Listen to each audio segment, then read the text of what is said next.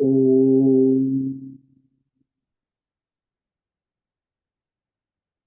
नमो भगवते वासुदेवाय। ओम नमो भगवते वासुदेवाय। ओम नमो भगवते वासुदेवाय। ओम नमो भगवते वासुदेवाय। ओम नमो भगवते वासुदेवाय। ओम नमो भगवते वासुदेवाय। ओम नमो भगवते वासुदेवाय। ओम नमो भगवते वासुदेवाय। ओम नमो भगवते वासुदेवाय। ओम श्री परमात्मने नमो नमः। ओम गणपतये नमो नमः। ओम सं सरस्वत्यै नमो नमः। ओम गुं गुरुभ्यो नमो नमः। ओम सहनाववतु सहनौ भुनक्तु सह वीर्यं करवावहै तेजस्विनावधीतमस्तु मा विद्विषावहै। ओम शांति शांति शांति। सदाशिवसमारम्भां शंकराचार्यमध्यमाम् अस्मदाचार्यपर्यन्तां वन्दे वन्दे गुरुपरम्पराम्। ओम तत्सत। आप ऑनलाइन पर उपस्थित भगवद गीता श्रवण साधकों को आज ऋषिकेश से हमारा प्रातः का अभिवादन, अभिनंदन, अभिवंदन। हरि ही ओम, हरि ही ओम, हरि ही ओम। हम सबको आज का यह दिव्य दिन तन मन धन जन देश काल विषय वस्तु परिस्थिति अवस्थाएं व्यष्टि समष्टि अध्यात्म भौतिक दैविक क्षेत्र सभी को अपने अपने वर्तमान जन्म और पूर्व जन्मों में किए हुए संचित सात्विक राजसी तामसी मिश्र कर्म पाप पुण्य धर्म अधर्म मिश्र सकाम निष्काम कर्मों के पक्के हुए फल स्वरूप में वर्तमान में आज सभी को अपने अपने प्रारब्ध अनुसार परमेश्वरी अचिंत्य योग माया के माध्यम से वर्तमान देश काल विषय परिस्थिति तन मन धन जन व्यष्टि समष्टि प्रसाद स्वरूप में प्राप्त हुआ है। अतः आज का यह दिव्य दिन परमार्थ हेतु निष्काम सेवा यज्ञ देव यज्ञ ऋषि यज्ञ पितृ यज्ञ मानवता यज्ञ भूत प्राणी यज्ञ सात्विक दान शारीरिक वाचिक मानसिक तप निष्काम कर्म योग ध्यान योग भक्ति योग ज्ञान योग साधना स्वाध्याय वेद शास्त्रों का अध्ययन अध्यापन उपासना आराधना के लिए समर्पित करे और करवा अत्यंत दुर्लभ मनुष्य जीवन की प्रत्येक क्षण परमार्थ हेतु सार्थक करे और करवावे। आज विक्रम संवत 2082 भाद्रपद मास कृष्ण पक्ष की त्रयोदशी श्राद्ध तिथि है और प्रदोष व्रत शिव जी की आराधना उपासना है। ये रात्रि 11:26 तक त्रयोदशी तिथि है। उसके बाद चतुर्दशी तिथि लग जाती है। आज है आश्लेषा नक्षत्र। ये सुबह 9:04 तक है 7:04 तक। उसके बाद मघा नक्षत्र लग जाता है। आज है शुक्रवार, देवी आराधना उपासना का दिन है और शरद ऋतु चल रही है। यहाँ ऋषिकेश का रात्रि का सुबह का 4 बजे का न्यूनतम तापमान 18 डिग्री रहा है और दिन का दोपहर का 2 बजे का अधिकतम तापमान 34 डिग्री रहा है। वायु की गति 5-10 किलोमीटर प्रति घंटा चल रही है। ईस्वी सन 2025, 19 सितंबर, 19 सितंबर 2025, फ्राइडे, सुबह के 6:45 बज चुके हैं। कलयुग का प्रथम चरण 5126वां वर्ष, 7वां वैवस्वत मनवंतर, श्वेत वराह कल, ब्रह्मा जी का 26वां दिन और 51वां वर्ष अभी चल रहा है। तो ऐसे अनंत कोटि ब्रह्मांडीय परमेश्वरीय अचिंत्य योग माया में हमारा यह एक ब्रह्मांड, इस ब्रह्मांड में ये पृथ्वी लोक में समुद्र के ऊपर जम्बू द्वीप में विश्व का एकमात्र वैदिक राष्ट्र भारत में उत्तर हिमालय प्रांत में उत्तराखंड राज्य में टिहरी जिले हिमालयन शिवालिक पर्वतमाला के अंतर्गत मणिकुट पर्वत के ऊपर नीलकंठ महादेव के सामने ऋषिकेश नगरी में मुनि की रेती प्रांत में शीशम जाड़ी अवधूत बाड़ा आश्रम के सी ब्लॉक के पहले माले से 5 नंबर कमरे से गंगा किनारे से हम स्वामी उत्तमानंद सरस्वती भगवद गीता के आचार्य शिष्य स्वामी चिन्मयानंद सरस्वती महाराज,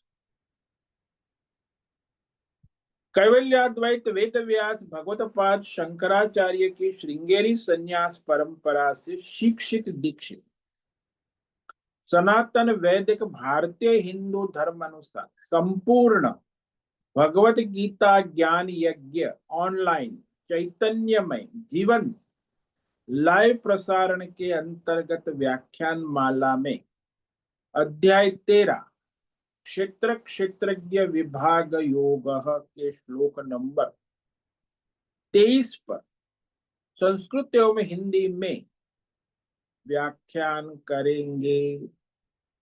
दिव्य पवित्र सरल व्यावहारिक सटीक पूर्ण वर्ण अक्षर पद वाक्य पंक्ति श्लोक अध्यायों की संगति संधि अन्वय शब्दार्थ वाक्यार्थ भावार्थ रहस्यार्थ और तत्वार्थ के यथार्थ तात्पर्य सहित वैदिक शास्त्र वेदव्यास साहित्य शंकर भाष्य एवं परंपरागत 10 सन्यासी आचार्यों की टीका टिप्पणी सहित आज का यह भगवद गीता व्याख्यान करेंगे। कृपया आप सभी श्रद्धा भक्ति ध्यान से परिपूर्ण होकर के यह दिव्य श्रवण साधना करे। इसमें से कुछ ग्रहण करे, कुछ धारण करे, कुछ अपने जीवन में चरितार्थ करे और उसमें निरंतरता लाए। अपनी अपनी आध्यात्मिक भौतिक दैवी अशांति द्वंद्व मोह विक्षेपों से रहित होकर के अधार्मिक अशास्त्रीय परंपरागत भ्रम भ्रांतियों से रहित होकर के अपने अपने शरीर इंद्रिय प्राण मन वचन कर्म और बुद्धि से एक रूप होकर के शुद्ध सात्विक सूक्ष्म भगवत विवेक करे। वेद शास्त्र एवं आचार्य परंपरा अनुसार विवेक करे और करवावे। पुनः पुनः इस व्याख्यान का श्रवण करे, मनन करे, चिंतन करे, लेखन करे, प्रचार प्रसार करे, लिंक भेजे, ग्रुप में शेयर करे। अपना और सबका परम कल्याण करे और करवावे। ओम तत्सत। ओम। ओम। तो कल हमने श्रीमद् भगवद गीता अध्याय 13 क्षेत्र क्षेत्रज्ञ विभाग योग के श्लोक नंबर 23 पर विवेक विचार किया था, जिसमें भगवान स्पष्ट करते हैं कि जो मनुष्य ये त्रिगुणात्मक प्रकृति संसार क्षेत्रज्ञ जीवात्मा और परमात्मा के तत्व को, जैसा शास्त्रों में कहा है, आचार्य परंपरा से तत्व से जानकर अनुभूति कर लेता है, स्थिति बना लेता है, तो उसे क्या लाभ होता है? य एवं वेत्ति पुरुषं प्रकृतिं च गुणैः सह सर्वथा वर्तमानोऽपि न स भूयोऽभिजायते। तो इस प्रकार जो भगवान ने यहाँ श्लोक नंबर 18 से लेके 23 तक प्रकृति पुरुष का जो विवेक कराया, प्रकृति दो परा अपरा, जड़ और चेतन। परा प्रकृति जीवात्मा है और जड़ प्रकृति पंच महाभूत त्रिगुणी माया है, और परमात्मा का स्वरूप इससे विलक्षण है। तो जीवात्मा को परमात्मा स्वरूप जानता है, और ये प्रकृति और पुरुष परा अपरा प्रकृति के विवेक कर तीन गुणों के सहित ये जड़ प्रकृति को भी जानता है। पंच महाभूतात्मक क्षेत्र और उसका संसार, जीवात्मा और जीवात्मा का संसार, ये दोनों मायामय है। अविद्या ही माया है, तो अविद्या से उत्पन्न अहंकार से जो जीवात्मा संसार में घूमता रहे, वो भी माया का ही पुतला है, और वो माया के पीछे दौड़ता रहे। जैसे भगवान राम सोने के हिरण के पीछे दौड़ने लगे। क्यों भाई सोने के हिरण के पीछे? क्योंकि उसने माया सीता का संग किया ना। सीता माया है और राम परमात्मा है। फिर भी परमात्मा जैसे परमात्मा राम भी सीता रूपी माया का संग करके, जानते हुए कि ये सोने का हिरण नहीं है, फिर भी माया के हठ से, सीता के आग्रह से वह दौड़ने लगे हिरण के पीछे, सोने के हिरण। तो इस प्रकार ये जीवात्मा स्वयं परमात्मा का स्वरूप है, लेकिन वो जीवात्मा जब इस त्रिगुणी माया का संग करता है, तो फिर वो ये जो है त्रिगुणी माया के भौतिक अध्यात्म दैव देश विषय काल विषय जागृत स्वप्न सुषुप्ति में दौड़ता रहता, अज्ञान से दौड़ता है। वैसे राम जी को कोई अज्ञान नहीं था, लेकिन उसको भी सीता का संग करके उनको दौड़ना। जब भगवान अवतार लेते हैं तो उनको भी दौड़ना पड़ता है माया का संग करके। भगवान यदि जीवात्मा माया का संग, वो तो जन्म जन्मांतर दौड़ता है। भगवान तो संग करके असंगता से दौड़ते हैं, लेकिन ये जीवात्मा तो अज्ञान से माया का संग कर संसार में दौड़ता रहे। इसीलिए उसे आत्मज्ञान से ही वह इस दौड़ से बाहर निकल सकता है। यही कहा कि यह सारा प्रकृति पुरुष और परमात्मा के तत्व को जैसा शास्त्र में कहा है, आचार्य परंपरा से जाना गया है, वैसा साधना करके, साधना के बाद अपनी अनुभूति में ला, केवल जानकर नहीं,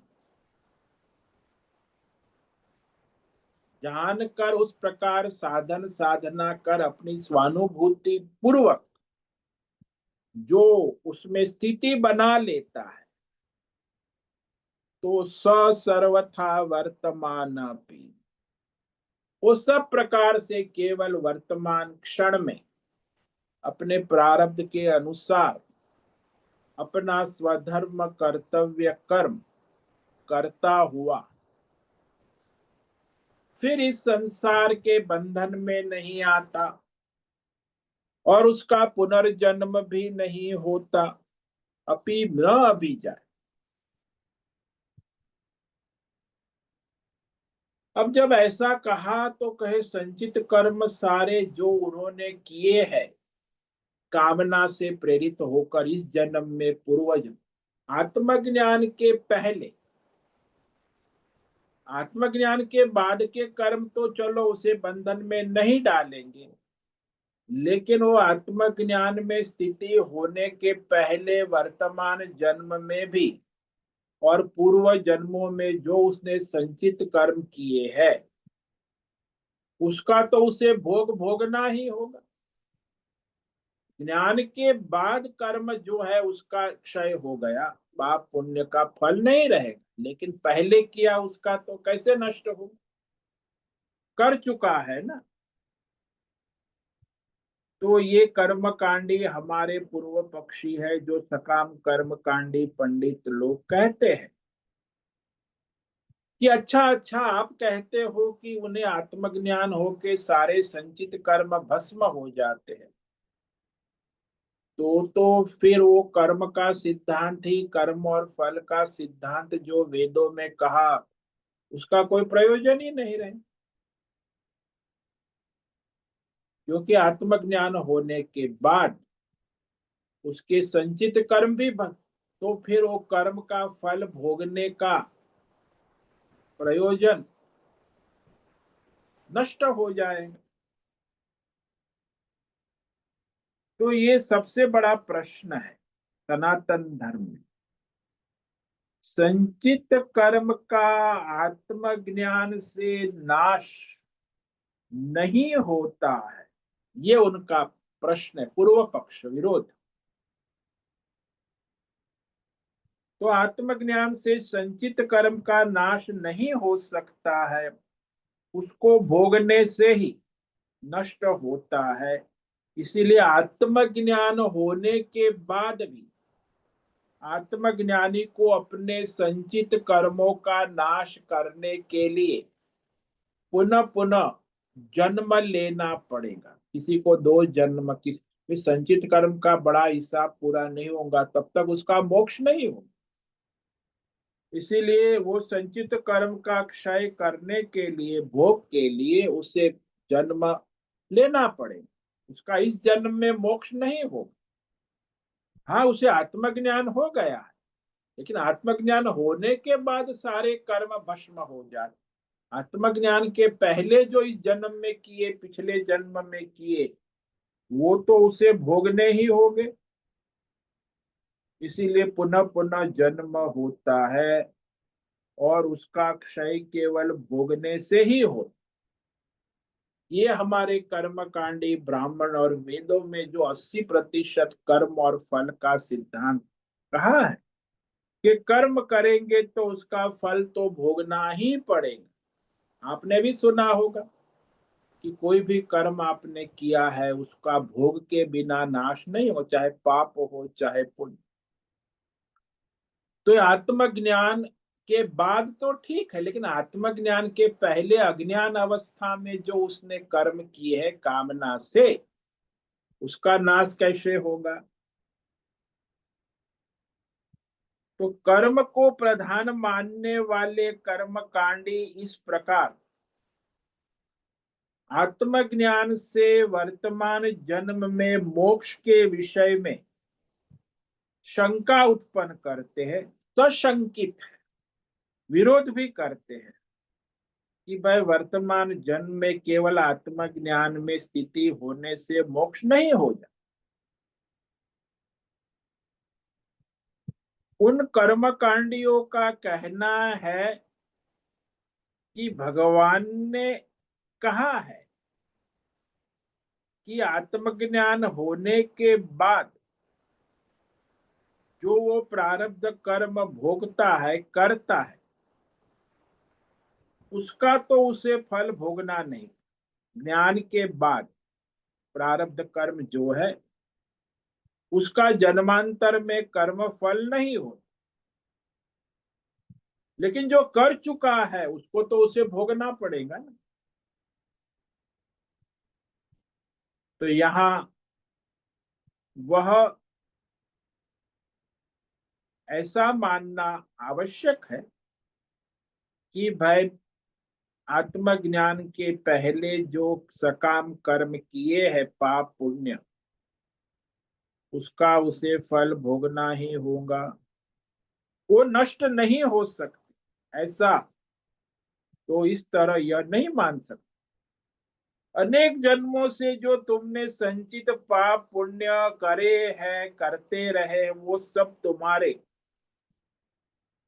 आत्मज्ञान के विज्ञान बल से समाप्त कैसे होंगे।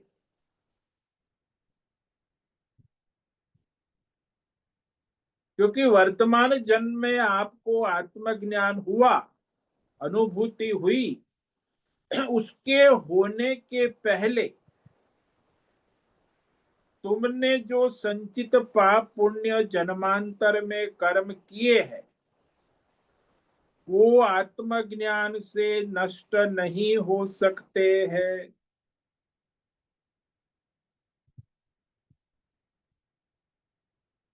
इसलिए वो लोग ऐसा अर्थ करते हैं कि आत्मज्ञान होने के बाद, भगवान के इस वाक्य का अर्थ ये होता है कि आत्मज्ञान में स्थिति होने के बाद जो उन्होंने कर्म, प्रारब्ध कर्म किए हैं, उनका फल उनको नहीं भोगना पड़े। लेकिन आत्मज्ञान होने के पूर्व में जो संचित कर्म है, पाप पुण्य आदि, उसका नष्ट होना मानना उचित नहीं है। उसने किए है तो उसे भोगने होंगे। नहीं तो कर्म का सिद्धांत, फल का सिद्धांत गलत हो जाएगा। वेद शास्त्रों में अनेक वाक्य ऐसे मिलते हैं कि उनमें कहा है कि ना भुक्तम क्षीयते कर्म कल्प कोटि शतेर। अरे जो तुमने संचित कर्म किए हैं, पाप पुण्य, इस जन्म में या पिछले जन्म जो कर लिया है, उसका आगे जन्मों में, यानी अनेक कल्प बीत जाने के बाद भी अनेक जन्मों में उससे भोगे बिना वो संचित कर्म समाप्त नहीं हो सकते। यानी संचित कर्म का फल भोगना अनिवार्य, आवश्यक हो गया। तो ये सकाम कर्म कांडी बस इतना मान लेंगे कि जो अनंत जन्मों में हमने पाप पुण्य संचित कर्म किए, वे सब जब हम भोग लेंगे उसका फल, तब ये नष्ट होंगे।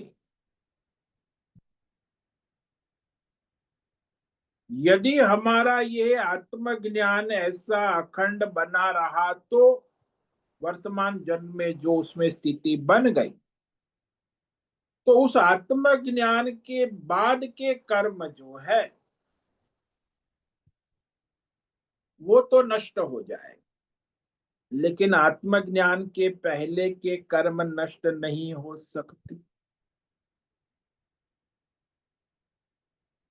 आत्मज्ञान के बाद के कर्म फल रहित हो जाएंगे, पाप पुण्य कर्म फल नहीं देंगे, लेकिन आत्मज्ञान के पहले तुमने जो कर्म किए हैं जन्मांतर, उसका फल तो तुम्हें भोगना होगा, तो उसके लिए तुम्हारा पुनर्जन्म होगा।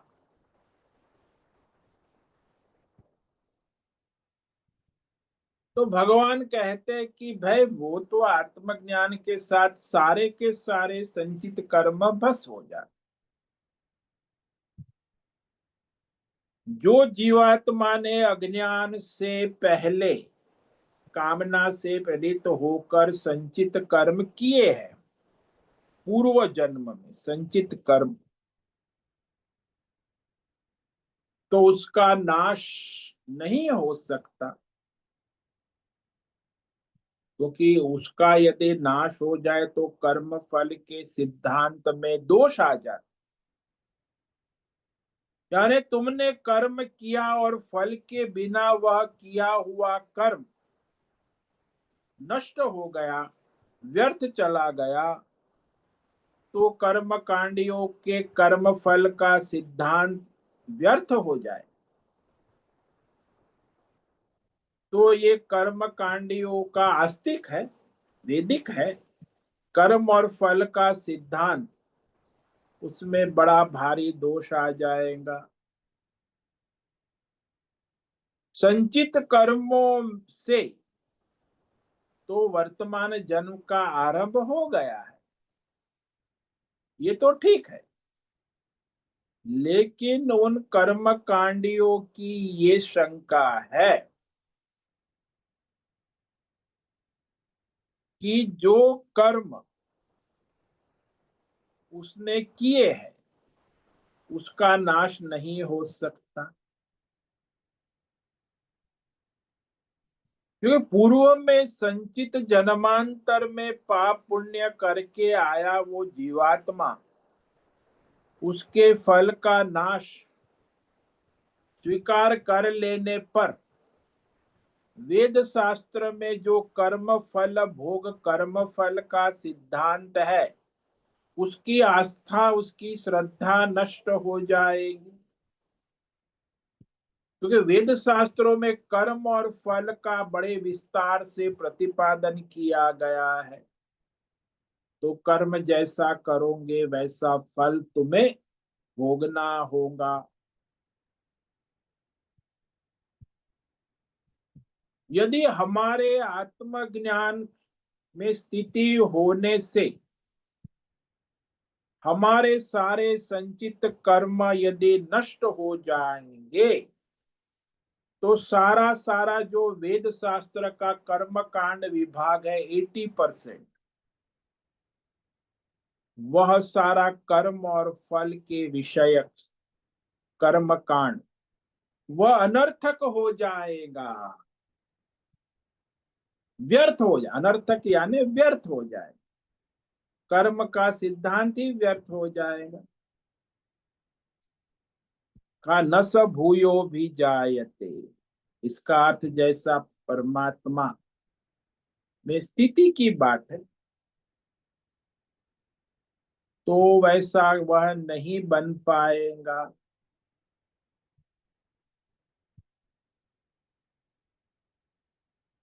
तो परमार्थी का सिद्धांत आत्मज्ञान में स्थिति होने के बाद उसके सारे संचित कर्म भस्म हो जाएंगे, ये सिद्धांत उचित नहीं,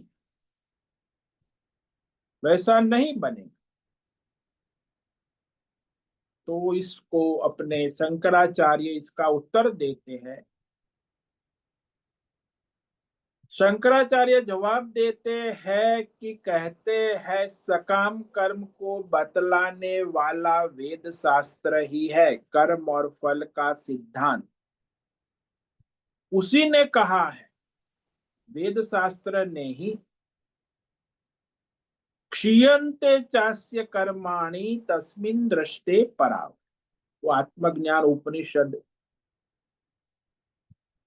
के परमात्मा तत्व के साथ जीवात्मा का एकत्व हो जाने के बाद, परमात्मा के स्वरूप में स्थिति होने के बाद उसके सारे कर्म क्षीण हो जाते हैं, नष्ट हो जाते।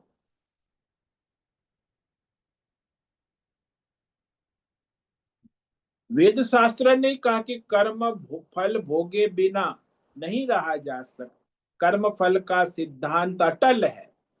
और यहाँ कहा वो तो नष्ट हो जाते हैं। तो वेद शास्त्र अनर्थ नहीं है। वेद शास्त्र ने जो कहा कर्म कांडियों के सिद्धांत में, वह आत्मज्ञान के सिद्धांत में नहीं लगता है।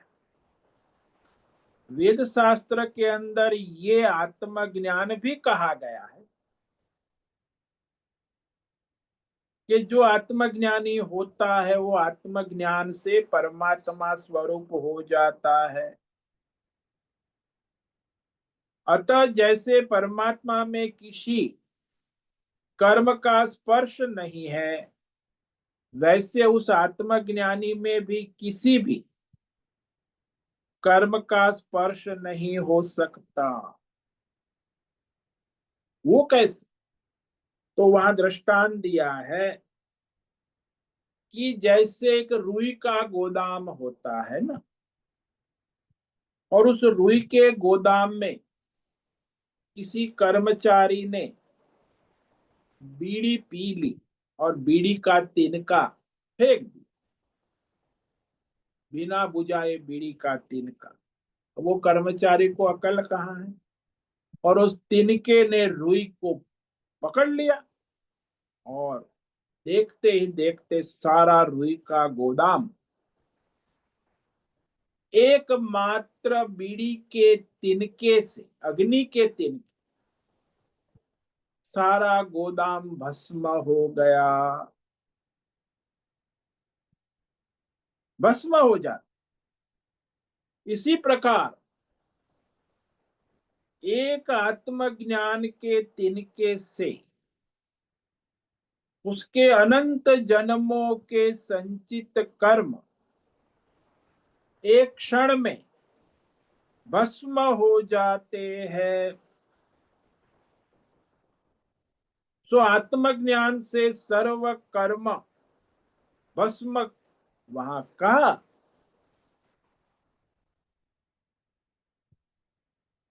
केवल वेद शास्त्र में कहा ऐसी बात नहीं है। यहाँ भगवत गीता में भी भगवान ने ज्ञानाग्नि सर्व कर्माणि भस्मसात् कुरुते तथा। तो भगवान ने यहाँ कहा कि आत्मज्ञान रूपी ज्योति, अग्नि से सारे जन्म जन्मांतर के संचित कर्म उसी क्षण भस्म हो जाते हैं।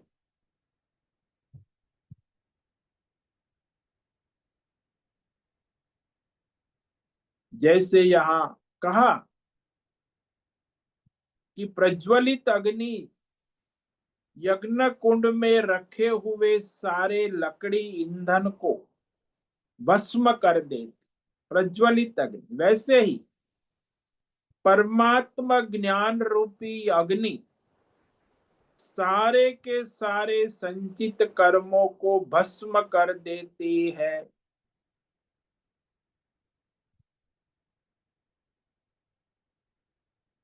तो इसी प्रकार आत्मज्ञानी के मोक्ष मानने में वेद शास्त्र का कोई अनर्थ नहीं हो जाता।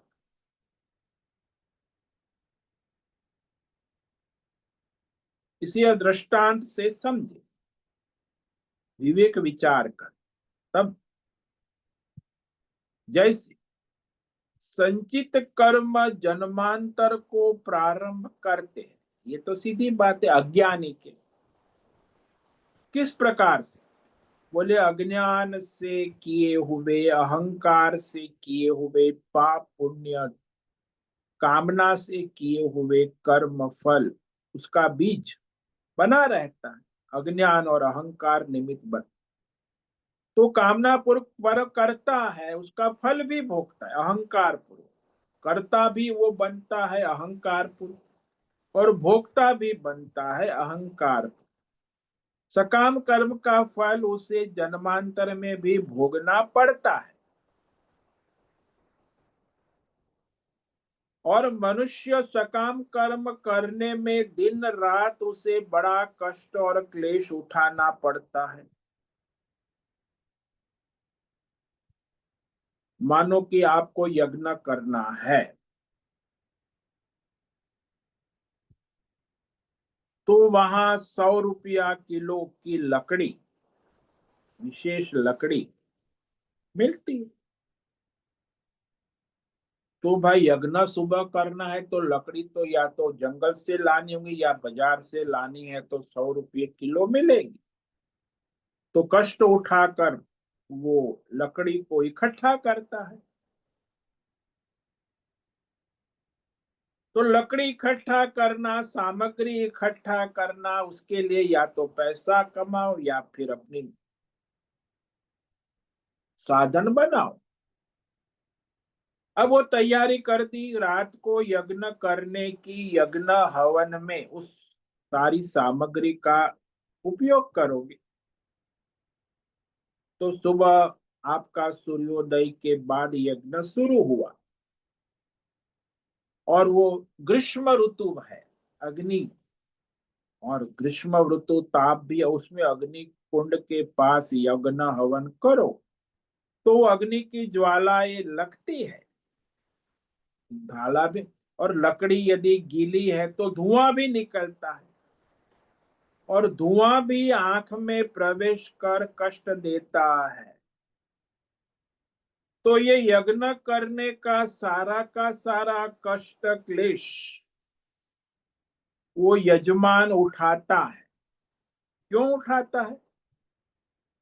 क्योंकि यज्ञ कर्म के फल की कामना है, मेरी मनोकामनाएं पूर्ण हो। आजकल तो दर एक मनोकामना अलग हो गई। पहले वैदिक काल में मनोकामना होती थी सम्राट पद की प्राप्ति की, देवराज इंद्र के पद की प्राप्ति की, ब्रह्म पद के, ऐसी कामना। उसके यज्ञ भी है वेदों में। लेकिन आज के जमाने में तो ऐसी कामना किसी को होती नहीं, लेकिन उनकी कामना दूसरी है। जो भी कामना हो, मोटर गाड़ी, बंगला, रुपया, पैसा, कुर्सी, सत्ता,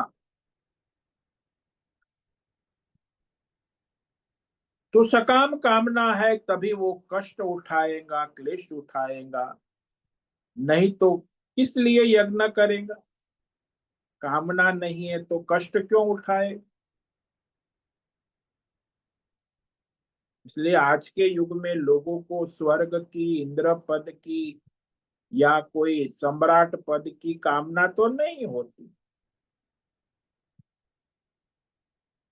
आज के जो बुद्धिजीवी लोग कहते हैं कि भाई यज्ञ करना ही व्यर्थ।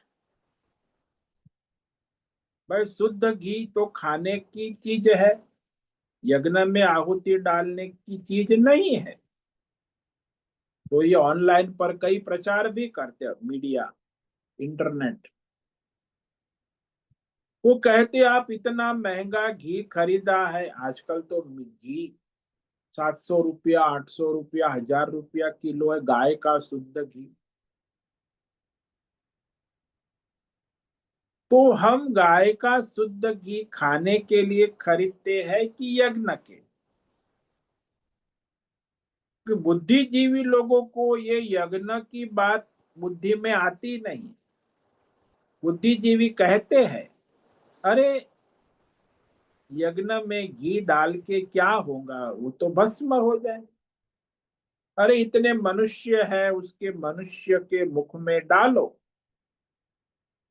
तो उनके मुख में डालने से घी का सदुपयोग हो जाएगा। ये बुद्धिजीवी का तर्क।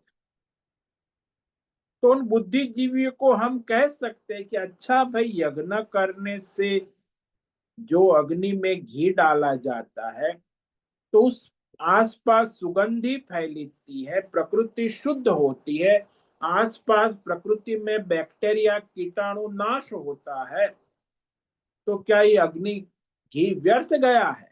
अरे सुगंधी भी फैलती है, प्रकृति शुद्ध होती है, आसपास जितने भी बैक्टीरिया है कोरोना पोरोना के सब नष्ट। कहा जहाँ यज्ञ होता है वहां कोरोना नहीं हुआ। तो मुंह में डालने से क्या लाभ होगा? बोले चलो भाई, आप मनुष्य को खिला दिया, यज्ञ हवन में नहीं डाला, तो मनुष्य खाएगा। खाएगा फिर क्या करेगा? चलो भाई, आश्रम में तो एक कर्मचारी था ना, तो रोज 100 ग्राम घी खा जाता। अरे फ्री का है ना, डब्बे आते हैं आश्रम में। और फिर पेट में से गुड़गुड़ गुड़गुड़ बदबू आती थी, पाद मारता था। तो अभी वो घी खा के तो पाद मार रहा है, टट्टी का बैक्टीरिया फैला रहा है। तो कहे तो घी खा के मनुष्य क्या करता है? सुबह टट्टी निकालता है, उसमें बैक्टीरिया फैलाता है, प्रदूषण फैलाता है। तो देखो, मनुष्य घी खा के घी का दुरुपयोग करता है कि यज्ञ में घी की आहुति डालने से घी का दुरुपयोग हो। तो बुद्धिजीवी लोग जो है, उनको इसको प्रश्न पूछना कि इसका जवाब क्या है, कि मनुष्य के मुंह में घी डालने से उसका बैक्टीरिया फैलाना है, कि यज्ञ कुंड में आहुति डाल के बैक्टीरिया का नाश करना है? कौन सा अच्छा है? तो उनके पास कोई जवाब नहीं है। तो आज के जमाने में ये सारा जो मनुष्य को कामना होती है, लौकिक कामना, राजा बनने की इच्छा तो अब किसी को नहीं है, इसलिए वो यज्ञ जो है विश्वजीत यज्ञ तो नहीं होता है, और उसमें घी भी व्यर्थ नहीं जाता। कामना जो है वह मनुष्य को कर्म कराती, चाहे कोई भी यज्ञ कर्म हो, वैदिक कर्म हो।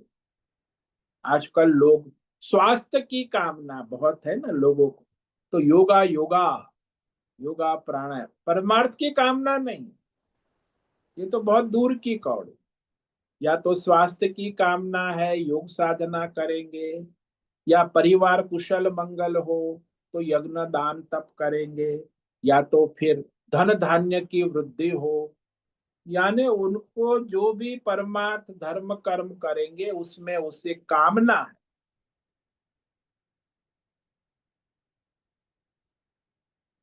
तो जो कामना वाला है, यज्ञ में प्रयुक्त घी व्यर्थ लगता है, और वो खाने से रुष्ट पुष्ट हो जाता है, ऐसा सोचता है। लेकिन यदि बहुत घी खाएगा तो कोलेस्ट्रॉल बढ़ जाए।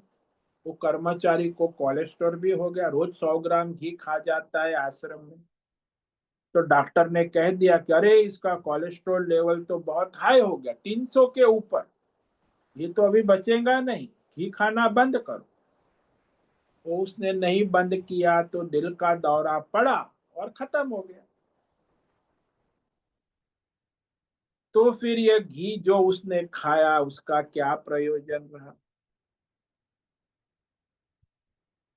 अब कोलेस्ट्रॉल बढ़ जाता है तो कई बार घर में भी लोग कहते, अरे कोलेस्ट्रॉल बढ़ गया है, घी लाना ही बंद कर दी, घर में घी तेल आना ही नहीं चाहिए। हमारे एक महंत थे आश्रम में, उनको डायबिटीज हो गया। तो वो अपने भक्तों को आदेश दे दिया और सबको कहा कि मिठाई नहीं लाना, मिठाई बंद कर दी।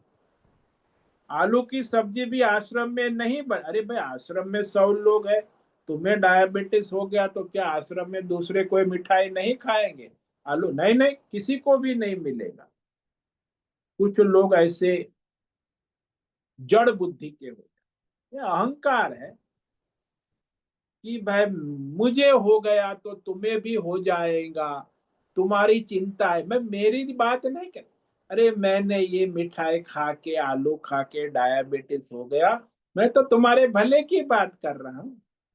तुम्हें नहीं खाना चाहिए आलू और मिठाई। अरे भाई, ऐसे कैसे हो? तो उपदेश देते कि देखो तुम मत खाया करो, नहीं तो तुम्हें भी डायबिटीज हो जाएगा। ये सब अज्ञान कामना कर्म का खेल है। अरे भाई, वो युवा है, बालक है, मिठाई खाएगा उसे क्या होगा? ज्यादा नहीं खाएगा तो कभी डायबिटीज हो। आवश्यकता से अधिक खाएगा तभी तो होगा ना। तो बंद ही कर दो, यानी ये आतंकवाद, या तो खूब खाओ या तो बंद कर दो, ये दोनों आतंकवाद है। ऐसी ही बातें करते डॉक्टर लोग, समाज में मीडिया वाले, अरे आपको बंद कर दो। अरे भाई ऐसे कैसे हो, भगवान ने तो कभी ऐसा नहीं कहा। युक्ताहार विहारस्य, उचित मात्रा में आहार विहार करे, बंद करने की भी आवश्यकता नहीं है और अधिक करने की भी उचित मात्रा में आहार विहार करे, चाहे स्वस्थ हो चाहे बीमार हो। तो देखो यहाँ कहा कि ये मनुष्य इस तरह संसार में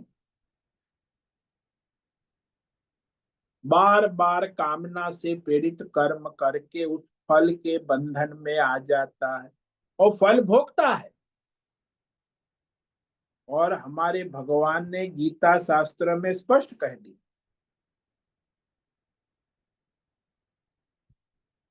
कि जब तक अज्ञान है, अहंकार से कोई भी कर्म करता है, अहंकार को सामने रखकर, चाहे पाप करता है पुण्य करता है, मिश्र करता है, सात्विक कर्म करता है, राजसी करता है, कोई भी कर्म अज्ञान से अहंकार से किए जाते हैं, वो कर्म फल का आरंभ करके पाप पुण्य का फल भोगना पड़ता,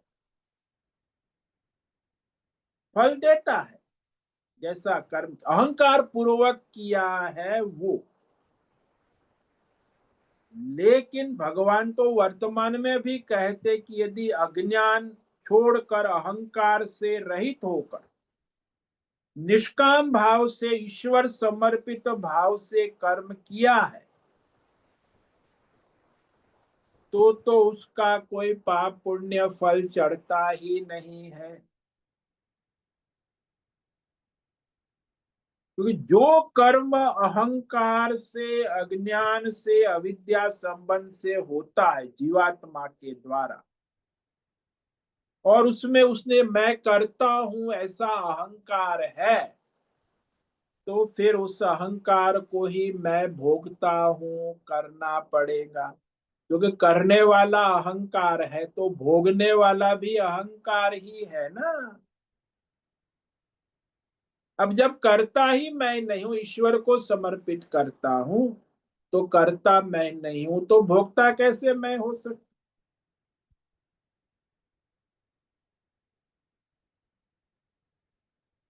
इसलिए ये जो नियम है कि जो करता है वो अपने कर्मों का फल भोगता है। तो सनातन नियम है, जो जैसा करेगा वैसा फल देगा भगवान।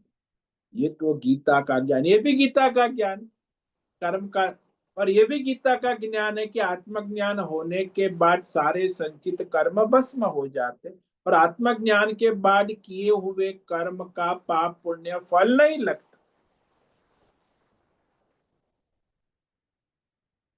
तो यहाँ ये जो कर्मकांडी लोग हैं वो यही कहते हैं कि जन्मांतर में किए गए संचित कर्मों का नाश कैसे होगा, क्योंकि वो अहंकार पूर्वक पूर्व जन्मों में वर्तमान आत्मज्ञान होने से पूर्व वर्तमान जन्म में किए हुए अज्ञान से अहंकार पूर्वक किए गए सारे कर्म जो थे उसका नाश कैसे होगा। तो भगवान ने उत्तर दिया, यही कहते, सर्व कर्माणि ज्ञानाग्नि सर्व कर्माणि भस्मसात कुरुते। जिसका अहंकार नष्ट हो गया, अज्ञान नष्ट हो गया, जो अपने परमात्मा ज्ञान में स्थित हो गया, उसके सारे संचित और आगामी कर्म भस्म हो जाते। केवल वर्तमान शरीर का प्रारब्ध है वो कर्म भोग के नष्ट हो। अब यहाँ संशय है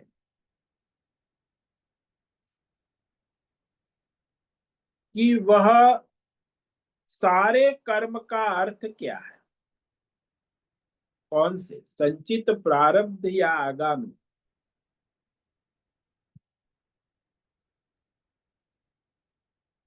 अब यहाँ जो सारे कर्म कहा आपने, सर्व कर्माणि भस्मसात् कुरुते,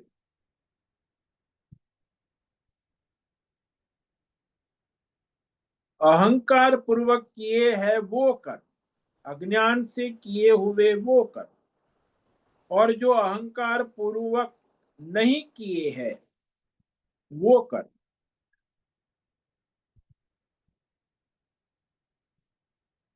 तो यहाँ सर्व कर्म में ऐसा विवेक करना आवश्यक है कि वह प्रारब्ध का भोग मात्र से नाश होगा, लेकिन सर्व का मतलब है प्रारब्ध से रहित संचित कर्म और आगामी कर्म भस्म हो जाए।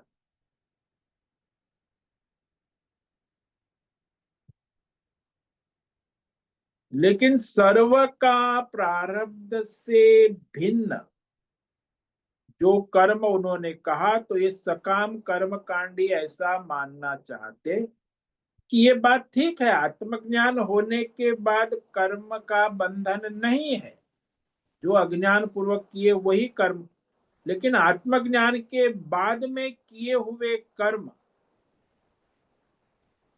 का नाश हो जाए। सर्व कर्म यानी आत्मज्ञान होने के बाद के सर्व कर्म का नाश हो जाए, ये तो हम मानते हैं।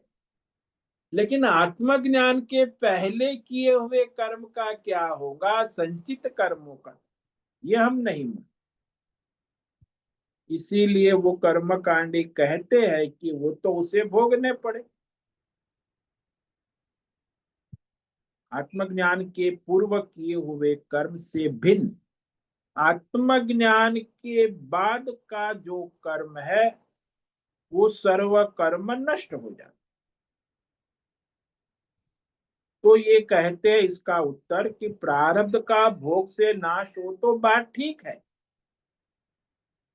लेकिन प्रारब्ध कर्म का नाश होने के भोग से होगा, लेकिन अपना कार्य शुरू कर दिया है प्रारब्ध कर्म ने। जैसे किसी व्यक्ति ने किसी को बाण मारा, हिरण को देखकर जंगल में कि हाँ हिरण है, और बाण उसने छोड़ दिया। छोड़ने के बाद उसे लगा अरे ये तो कोई मनुष्य है, हिरण नहीं। अब तो बाण छूट गया, वह तो लक्ष्य की ओर जाएगा। अब हम उस मनुष्य को नहीं मारेंगे, ऐसा संकल्प उसने किया, लेकिन वो तो एक क्षण के पहले होना चाहिए था। उसने हिरण समझकर बाण छोड़ दिया, तो वो बाण तो मनुष्य है उसको लगेगा, भले वो आपने, अब उसको आप रोक नहीं सकते।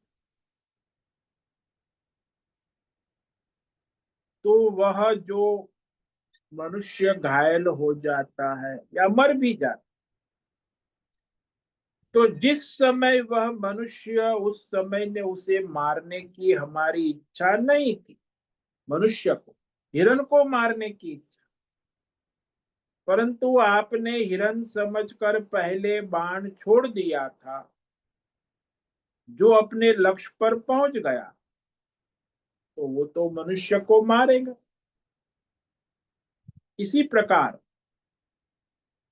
प्रारब्ध कर्म वह है जिसने इस वर्तमान शरीर के जन्म के साथ वर्तमान जन्म में संचित कर्मों का फल देना प्रारंभ कर दिया है, इसलिए उसका नाश आत्मज्ञान से संभव नहीं है। परंतु पूर्व संचित कर्मों के जो जन्मों के कर्म है संचित, वह तो आत्मज्ञान पूर्वक वह सारे कर्म भस्म हो जाएंगे। जिस प्रकार छूटे हुए बाण से बच नहीं सकते, इसी प्रकार जो संचित कर्म फल देने के लिए छूट गए हैं, प्रारब्ध फल देना शुरू कर दिया है, वह प्रारब्ध कर्म फल तो भोग के ही नाश करेंगे। जैसे वहां बाण में वेग है, वैसे ये हमारे शरीर में, वर्तमान शरीर में वेग है। स्थूल सूक्ष्म शरीर अपनी गति में है, तो उसका फल तो भोगेंगे। तो पूर्व संचित संस्कार जो गतिशील हो चुके हैं फल देने के लिए, वो समाप्त नहीं होते हैं। जो अभी गतिशील नहीं हुए हैं संचित, वो तो भस्म हो जाए।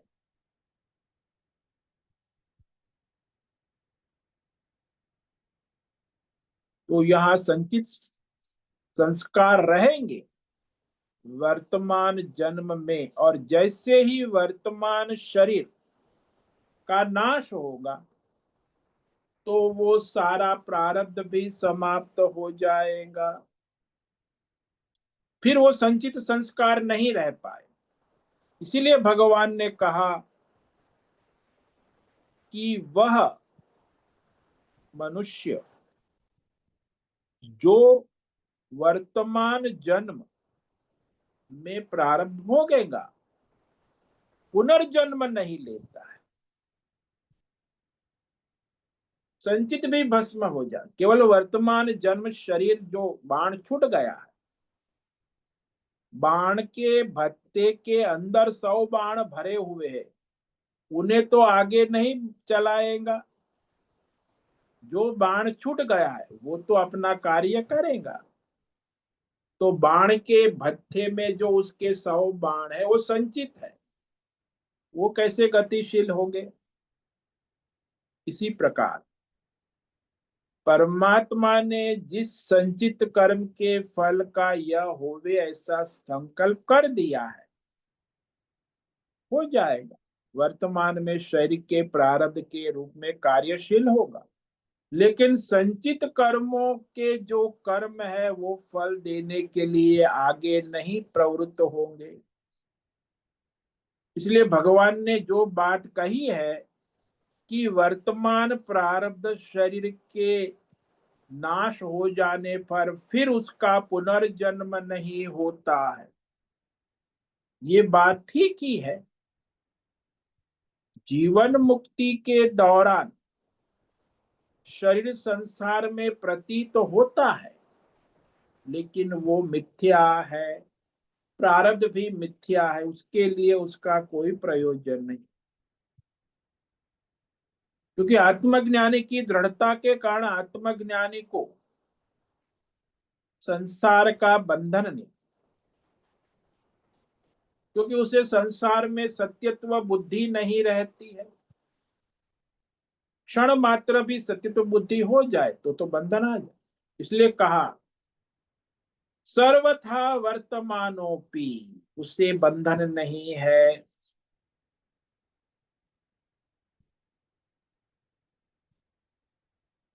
आत्मज्ञानी को क्षण मात्र को भी संसार में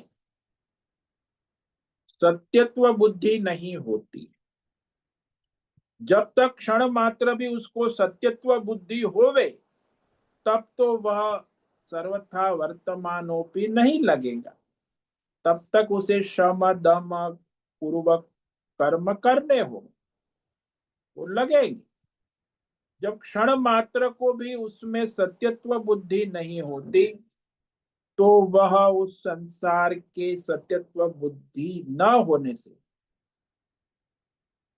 पुनर्जन्म का कारण नहीं बनती। सत्यत्व बुद्धि है वही पुनर्जन्म का कारण बनती।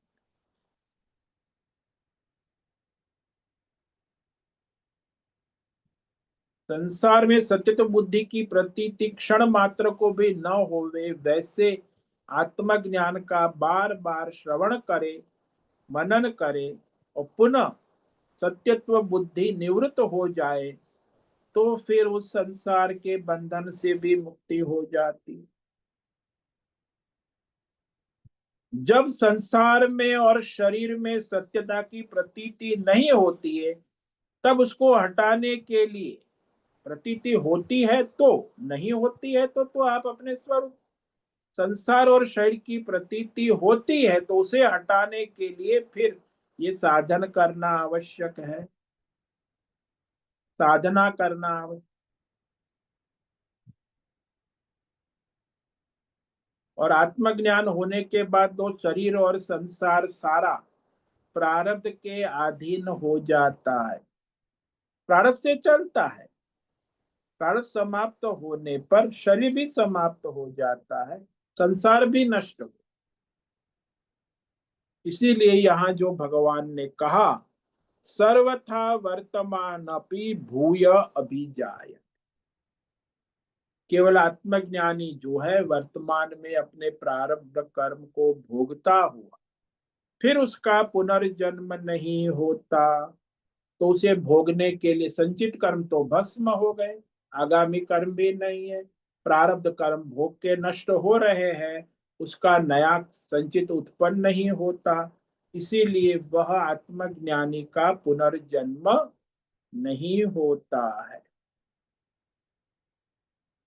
तो आज हमने इस श्लोक पर, आगे जो श्लोक है इस पर हम कल विवेक विचार करेंगे। तो आज का जो हमारा विषय था मुख्य ये था कि आत्मज्ञानी जो है उसका संचित कर्म आगामी जन्म सब भस्म नष्ट हो जाते हैं, और जो अज्ञानी है अहंकार से कर्म करता है उसका तो संचित भी चलता है, प्रारब्ध भी चलता है, और आगामी कर्म जन्म जन्मांतर का भोग चलता रहता।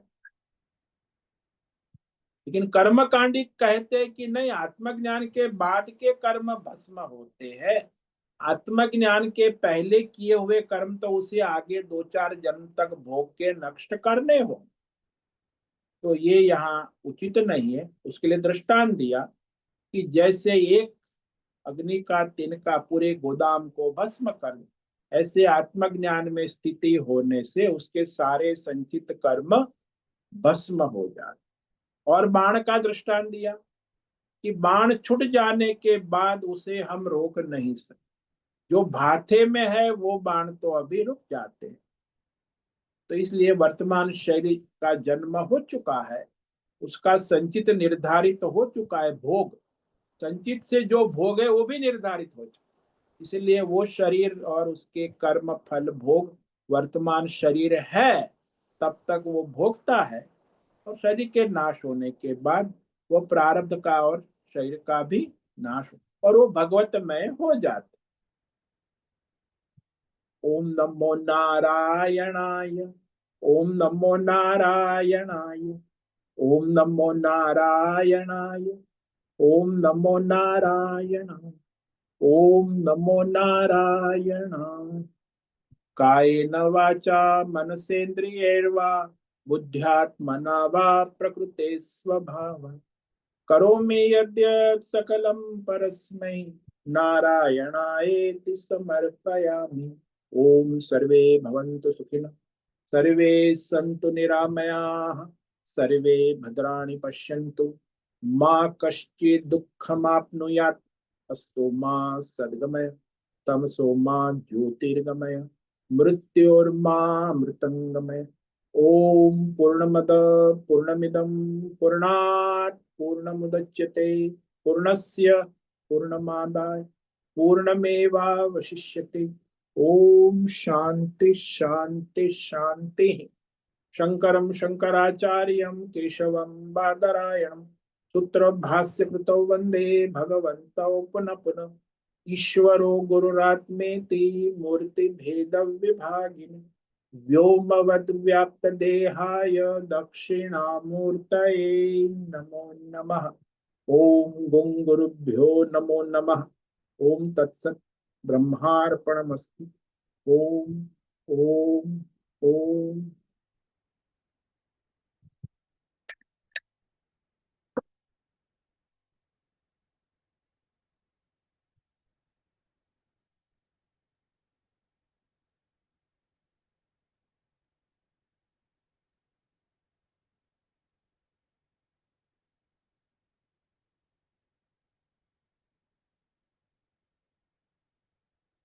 किसी भी साधक को कोई प्रश्न है, अभी प्रश्नोत्तरी कर सकते हैं।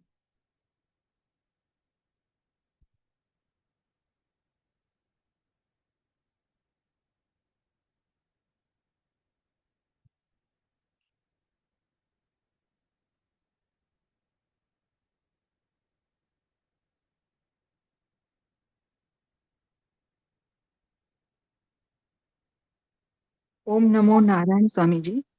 हाँ बोलो हेमा। स्वामी जी, प्रारब्ध भी ऐसे सुना है कि तीन प्रकार के होते हैं, मंद, मध्यम और तीव्र।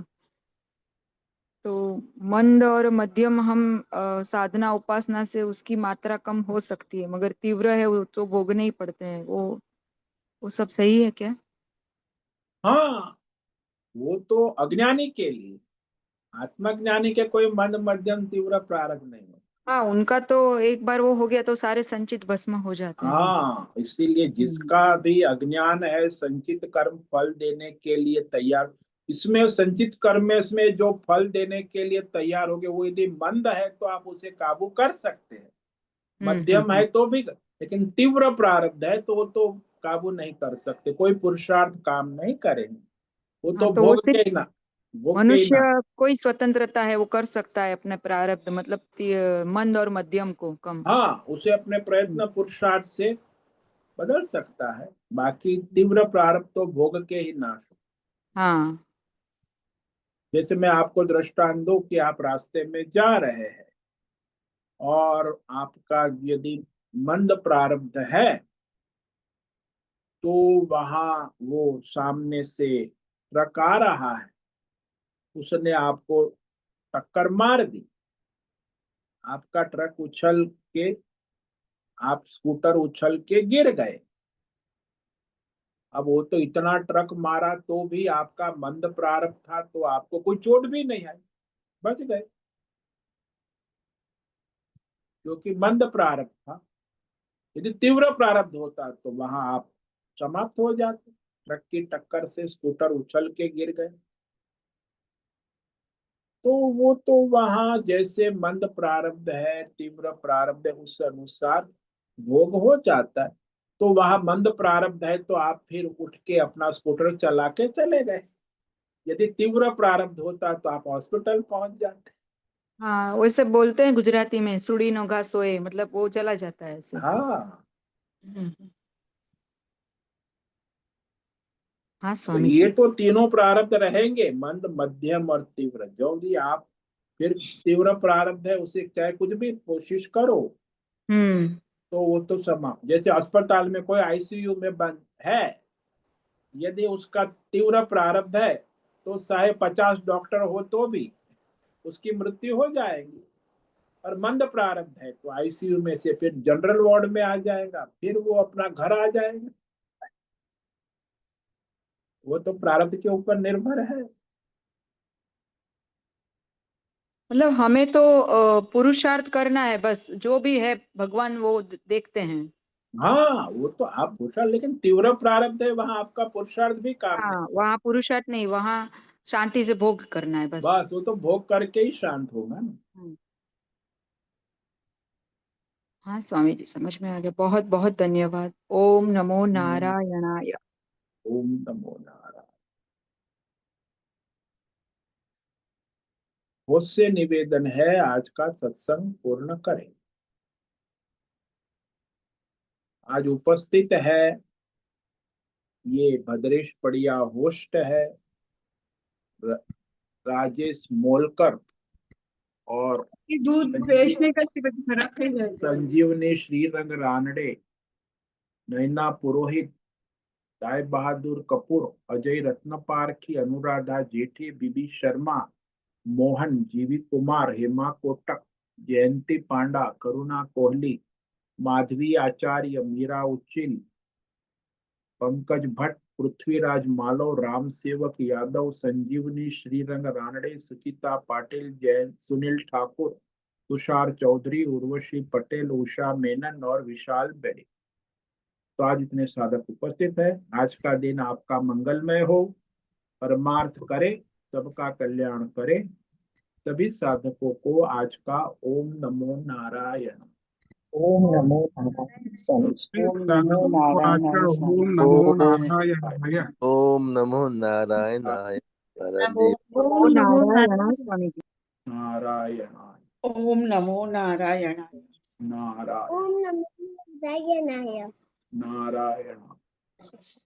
मुझसे निवेदन है आज का सत्संग पूर्ण करें। आज का ये दिव्य सत्संग हम यही पूर्ण करते हैं। सभी साधकों को ओम नमो नारायणाय। सभी साधक को ओम नमो नारायणाय।